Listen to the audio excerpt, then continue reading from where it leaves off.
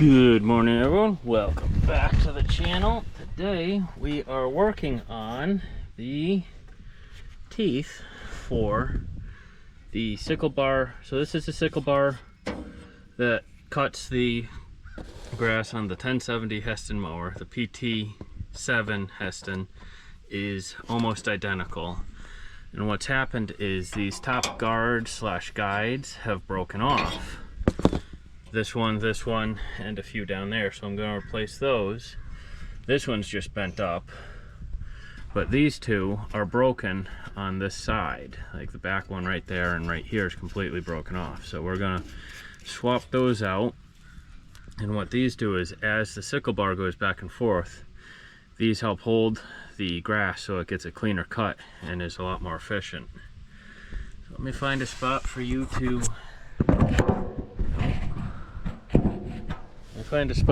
sit, and we'll get back at it.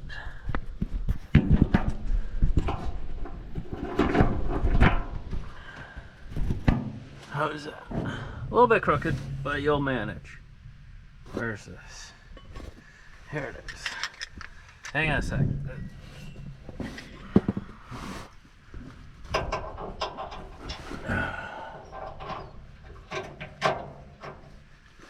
That. There's that. I know I didn't take the other one off yet, but the nut stuck inside the socket.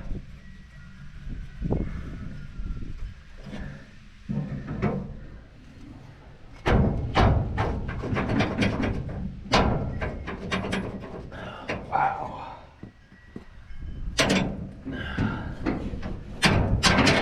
There we go.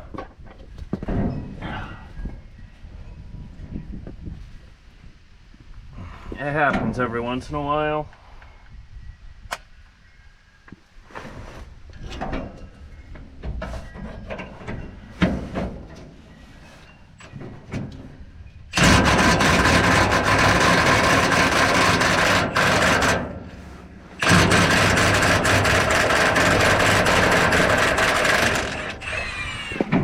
And if you're wondering, yes, that's this with a full battery on max takeoff. That's how rusted in these. I believe these probably aren't original, but it's definitely been at least a decade since they've been changed.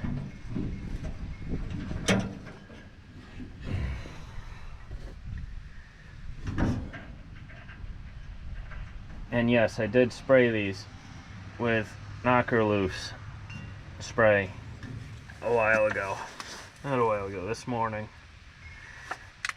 Now, I'm not completely ugga-duggaing these back down just yet. I don't know the torque, but I am just putting it on one.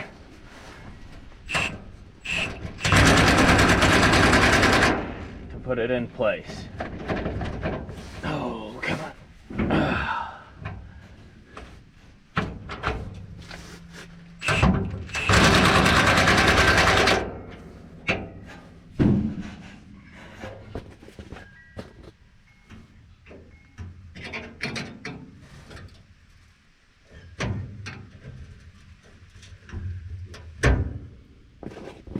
I don't like that. I'm going to live with it for the moment while I change this one out and then that next one. But, so those were 5/8, and these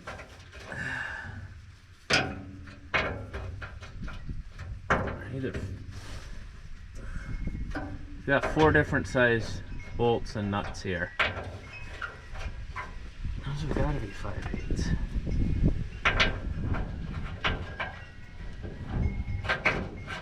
Either that or they're really rusted. They're either a really rusted 5/8 or they're 11/16.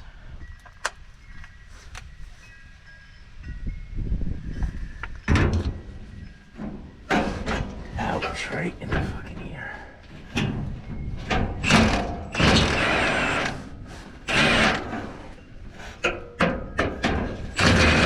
Nope, these are definitely 5/8. They're just rusty.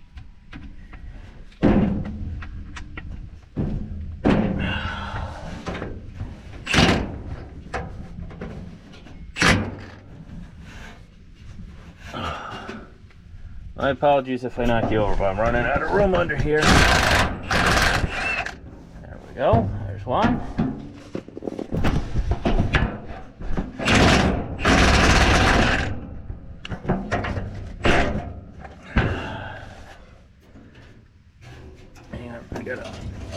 There we go. Hey, maybe you saw that move, and you'll see you saw exactly what I was talking about. Yeah, you understand. There we go. Whew.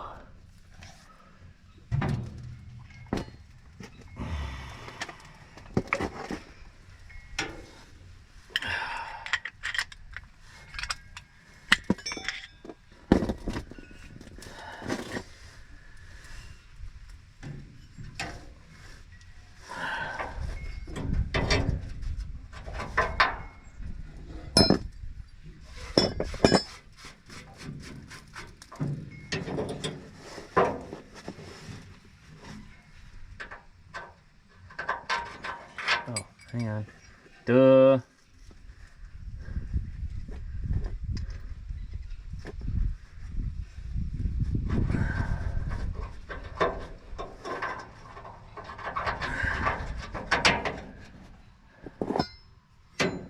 Let's grab the right one now.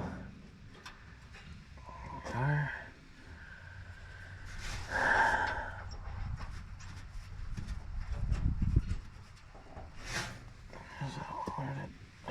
Come here, you. Oh.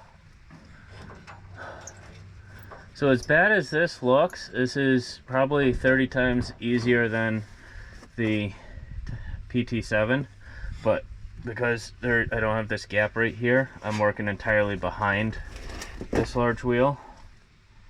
There you go. So we are. One.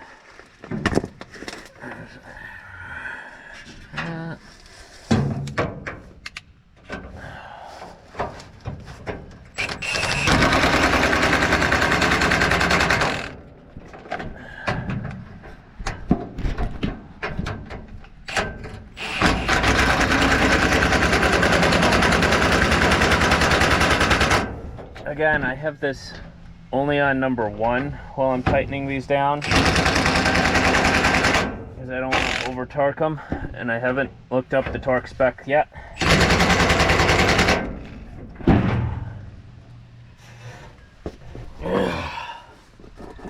Oh, you weren't even paying attention. You weren't looking because I was too busy doing other stuff, but that's what was broken off. And if I turn this, you can see how that just protects that back and forth. So that's much better. Now this one is partially broken right here, but I'm gonna leave that for now. I've got that one, I've got that one done, that's done. 3 in a row right there, those are good. So this one's the broken one. Are you broken? Yeah, you're partially broken. You see it's still got a little bit left on that one. But I've got that one and the 3 at the end to do. So I'm going to work on those. I thought you guys might like that show of how this is done. And I do have one broken tooth right here, but it's only half broken.